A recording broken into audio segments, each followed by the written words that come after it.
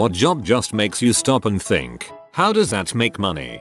In Korea, the minimum wage is about $7. A few years ago, it was about $4. For $5.50, you can get a huge bowl of pork and noodles, rice, vegetables, probably like 1000 calories worth, a drink, and some sides like kimchi and pickles. Personal delivery to your door within 15 minutes, and the delivery driver will give you real plate silverware to eat with, not plastic. After an hour or two, the driver will come back and pick up the plate, spoon, trash you're supposed to leave in front of your door after you finished eating. How the frick this is profitable for the business, I still don't know, but I'm enjoying it. How the frick this is profitable for the business, because they do this 20 times an hour. I recently discovered a bookstore selling books for like £1, except it's in a very hidden place in town, behind a row of houses down a very narrow back alley. There was no one inside except an employee, and I'm pretty sure they were dead or sleeping. People that have really nice retail spaces and just sell different types of olive oil. Glad they are doing well, but how many people are getting that nice of olive oil? There's a place near me that sells model trolls, like made out rustic, natural materials. It's called the Troll Shop. It's in a desirable area and rent is not cheap. Those clothing stores that have one single rack of like 10 articles of clothing and 2 hipster employees texting behind the counter. Edit. Went into one of these once. A white t-shirt was like $150. Nope. The main street in my town is this, with a few mattress stores peppered in. The old fricks in charge won't let anything good go in because it will ruin the atmosphere, so instead of a fun bar or good restaurant, we get stores that a rich housewife wanted to own then got sick of when it made no money. In Japan there are stores that sell nothing but rice crackers to go along with tea. They look like they were founded 200 years ago. I'm very confused how they still exist, in city centers even. They survive mostly because of the omiyage culture. Whenever Japanese people go anywhere, they are socially obligated to bring back souvenirs, gifts for family, friends and co-workers. Usually something small and edible, like rice crackers. Plus Japanese people do love their tea and rice crackers. I saw a fur coat shop in Kos, one of the Greek islands. Kos is 40°C in the shade during the summer. I asked a local why they would sell fur coats and they said it was so the Russian tourists had something to buy. Lol, this reminds me of my Latvian family members and their aunt recently. They can always tell Russian tourists from afar when they are traveling because they are wearing cheap fur everywhere, not realizing it's not a status symbol to really the rest of the world. A 5-year supply of salt is like 89 cents. How does Morton's profit? Industrial. Also, think about how much salt restaurants and food processors use. Answer: mountains. There's a shop in my city that literally only sells Persian rugs. It's pretty rundown and tatty looking, but they've been open for decades. Never seen a soul go in or out. With the price of Persian rugs, I bet one sale keeps them open for another month. People who do premium Snapchat. I mean, yeah, you're hot and you're getting naked, but there is so much free pee and free webcams online anymore. It just seems odd to me that people would pay for that, but I've talked to a couple and they make decent money doing it. The thirst of lonely men is infinitely insatiable. They'll pay a lot of money for a woman to pretend to give him direct attention. Telemarketing. Numbers game. One of my co-workers did it for medical machines. He said it took 500 calls to schedule an appointment and 3 appointments to make a sale. I always wondered about piano stores. It doesn't seem like they would sell enough pianos to stay in business. I know very few people with pianos, and even those people will likely only buy one piano in their lifetime. I mean, there are pianos that cost as much as a house, and even a cheap new piano is a couple grand. They also usually do tuning and maintenance, some do lessons.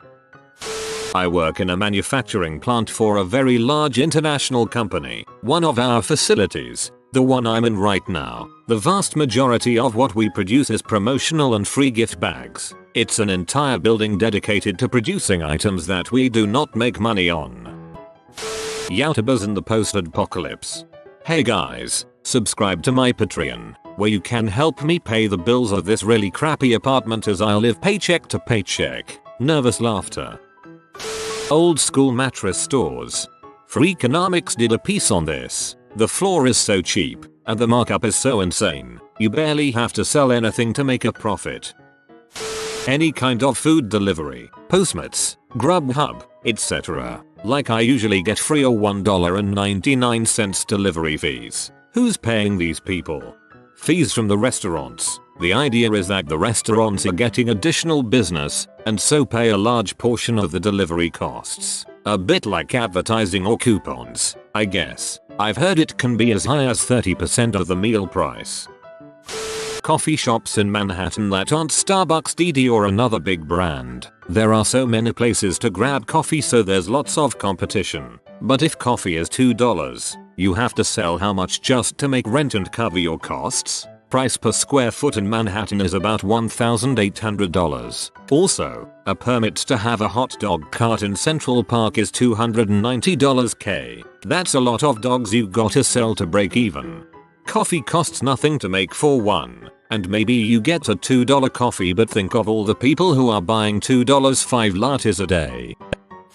My job. I have no idea what we charge for our services, but it must be a shitload because I honestly do in total 5 hours of actual, real work the entire week and make a crap load of money. The rest of the time I'm either napping in my truck or watching YouTube on my phone. My company does material and soil testing, well drilling and other engineering crap.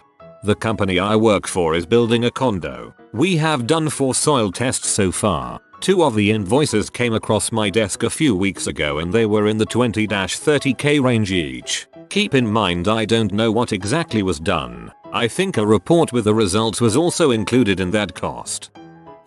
The scrap guys who drive around on garbage days. I've scrapped before. Scrapped 1,200 pounds of assorted steel. Whole $84. Friend was doing major reno of his house yard fence. I've taken several other loads and got hardly anything. Don't understand how these guys can loaf around in an old full-size truck that's hardly running, getting 2 miles per gallon, make any money once you pay for gas. They are usually on disability welfare, so they need non-taxable income. I'm not saying it's a good business model, but they come by once a day to our local office and dumpster dive, so they have to be making some money. Instagram fit chicks. Girl from my school ended up becoming a model with 5 million followers by starting off as a fit chick from IG. Maybe not exactly a job, but I always wonder about the dudes who play Olympic handball. They can't be getting paid that much, right? And are they just like working at Aldi when it's not time for the Olympics? I used to sell Kirby vacuums. Gotta say, even working it and directly seeing and being aware of money flow on real numbers, that crap amazes me. Some of those dudes literally have days where they wake up, smoke a couple blunts before they hit the office, drive out to a city, drive around, take a nap under a tree, and don't have to do much for 12 hours, pick up $1,000 at the end of the week, on goddamn commission. It's crazy crap, man. There's a bookstore in Winnipeg called Whodunit. If they truly only sell mystery books, then how the heck do they stay in business? It's a Right outside of my apartment is a place called VIP Nutrition, and it's the only store that is currently occupying the storefronts, and I have no idea what it is. I've never seen anyone in there other than the people who own it and can't imagine how they make any money. It doesn't look like they have any shelves with nutrition products or anything, just a countertop with a blender. Just so everyone is clear, dietitian is a protected term. You can't call yourself one unless you are one. Nutritionist is not a protected term. I can know nothing about food and advertise myself as a nutritionist. Keep this in mind when you see these two terms. In so many ways, a lot of them. Some people are getting paid to keep a chair warm. I would pay for people to keep my pillow cold. Chair though, nah. There is this 3 stories high building with big red letter on the side of it stating church supplies. Never been inside and have never since anyone go inside. The place is huge with all that space it takes up. You could probably fit some 5 subways in every floor. Also, the heck are church supplies? All I can see through the windows are those large death and Jesus crucifixion statues. There can't be that big of a market for biblical statues, right? How in the world are they keeping the lights on in that place? You don't need lights when you sell candles. Old time televangelists. May the demons that clogged this vacuum cleaner be gone. I mean, come on, who pays someone to spew nonsense about demons and household appliances? It's mostly donations from older religious people with money and the types of doppel that scream God, Jesus, etc. is the answer at everything. There's a quilt shop right up the street. I have never seen a shop specifically for quilts. Sure, go ahead and sell quilts at Walmart, Target, Goodwill or any thrift store. But a whole store just for quilts? Me and my BF think it's a drug front. There's also a car wash nearby that's closed for the summer. I mean, what? Why? Another drug front.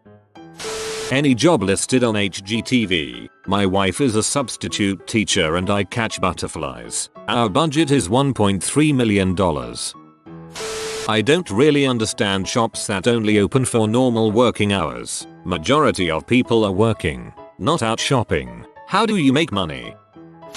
P sites. Like 99% of all the P out there is free. I know places like Pornhub are really just advertising venues that actually sell commercial space to the real people who are paying them. But how the heck does naughty America make money if everyone's jerking it for free?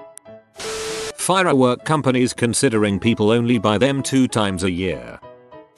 Worst business idea I ever saw was a store that opened up near us here in Ontario, Canada called The Golf Her. The concept was to provide golf apparel and stuff for ladies only. So let's see. 1. Probably 75% of people I see on golf course are male. Conservatively. Well done. You have eliminated 3/4 of your potential client base. 2. You did this in Ontario, where the golf season is about 7 months long. So, 3. You did it in a high rent location, but set back from the road in a strip mall where you won't even get impromptu visitors. It was gone in a matter of months. Natural selection works in the business world too, I guess. I'd never want anyone to suffer the stress and strain of financial failure in business, but it's hard not to laugh at such blatant stupidity. Stores that just sell paint. I always need more than paint. And I'm never looking for designer paint or an interior decorator to help me choose a color. How do these places stay in business? My friend works in construction management. They literally spend thousands on paint a month. The supplier doesn't provide labor, just the paint. Apparently, it's highly competitive since the sheer volume of the orders being placed is lucrative. Psychics? Like how? Low overhead, no product, no payroll. People pay you a pretty hefty fee to tell them what they want to hear. I live north of Seattle. We have the root beer store, now called Chug's Root Beer and More. They sell hundreds of different kinds of root beer and have been around for a lot longer than you would imagine. Can't believe they sell enough to make the lease payment, not to mention payroll, insurance, inventory, etc. The ice cream man. Dude drives this humongous broken butt, gas guzzling van around with a freezer in it all day. There just can't be enough people buying ice cream in this town to pay for the amount of gas he must waste. On a side note, I honestly can't believe the ice cream man is still a thing. I mean, sure, pull one up to a little league field on game day and park it. Maybe you'll make a few bucks. But even then I can't imagine making enough to outweigh the humiliation of driving that van. I wish I had a picture of it. It's straight out of Stephen King's worst nightmares. I just imagine him lying there in a cold sweat mumbling some crap about SpongeBob SquarePants ice cream bars and then waking up terrified, grabbing a pen and going to town. Most are second jobs for people. They can also make quite a bit of money working in suburbs that have lots of houses being built in summer. No different than a smocko van really. Psychic tarot card reading places. It's such a niche business and yet I see them everywhere, usually on the highway or at the most random hard to reach places. They usually aren't big stores either with big parking lots. They're always small buildings with very little parking space. So it's like you really have to go out of your way to get to one. It honestly baffles me how they stay in business whenever I see one. Either their rent is super cheap, they are super rich, or there's a lot more people out there that really believe in psychic readings. Super old antique shops that never have anyone in them. You just drive by and see old china and paintings and stuff that nobody would pay for, but they're always there somehow. Halloween stores. Like yeah, you get a big thing during Halloween, but for the other months of rent it doesn't compute. Like maybe the odd costume party, but still. I see Halloween stores and just think money laundering. Here there are pop-ups that only operate for about a month then leave. We don't have any that are year round. You have been visited by the party pug. He just wants you to celebrate with him. Comment woohoo to celebrate with the party pug. Thanks for watching. If you are new to the channel, you can subscribe. I publish new videos every day. Until then, check another video, or don't. Either way, have a great day you magnificent people.